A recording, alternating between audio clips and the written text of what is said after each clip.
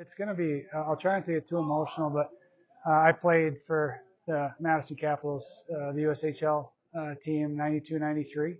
Bobby Suter was my general manager, and Rob Andringa was my coach.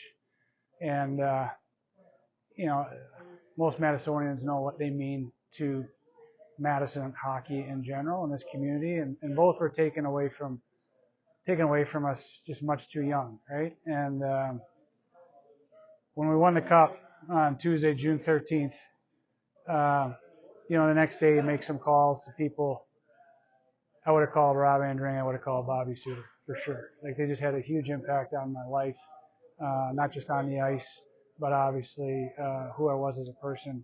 So, you want to do something good with it, and I wanted to honor them, and I also wanted to tell their story to these kids on the first day of training camp, first day of their journey, and let them know the history of this organization.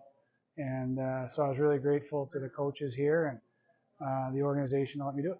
You try not to let yourself get too far ahead, right? It's like rule number one in tournament play. So once we got to the finals and once we got into game 3, like we played so well in games 1 and 2, I thought, you know what, if we can keep doing this, gosh, we might have a chance. Then your mind starts to wander and you almost like try to bring it back in because it doesn't seem like it's going to be real.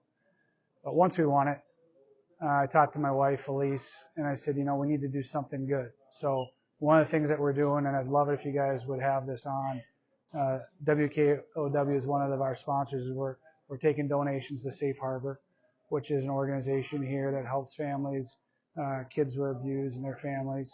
So that's one of the things that my wife and I want to do. And then the other thing we want to do is something good for the hockey community. And I thought, what better thing to do than honor Bobby Suter, Rob Andringa, and help these kids start their season off.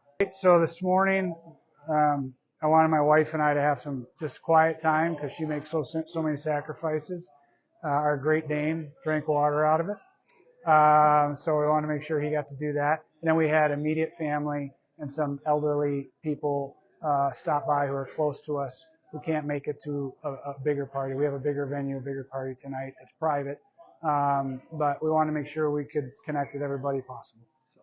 It's interesting. I thought the kids would be like, whoa, and I think they're almost shocked. And one of the couple there said, guys, it's okay. This isn't like something sad. You can be excited.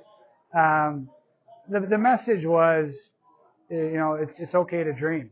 I sat in your chair one day, and I never played pro hockey, and so it's okay to dream, but you need to work. Like Bobby Suter and Robbie Andringa, I told them, I said, there's days where I hated those guys because they held you accountable. They worked you so hard, but there was a plan, and that was nothing comes easy in this life.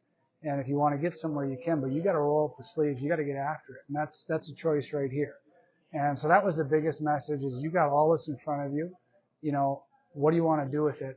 And let's honor these two great human beings, these great hockey people in our community by having a great season. So, yeah, I'll be real honest with you. I thought of people like Mark Johnson, one of my mentors. His name should be on it. He was one of the greatest players ever to come out of this state.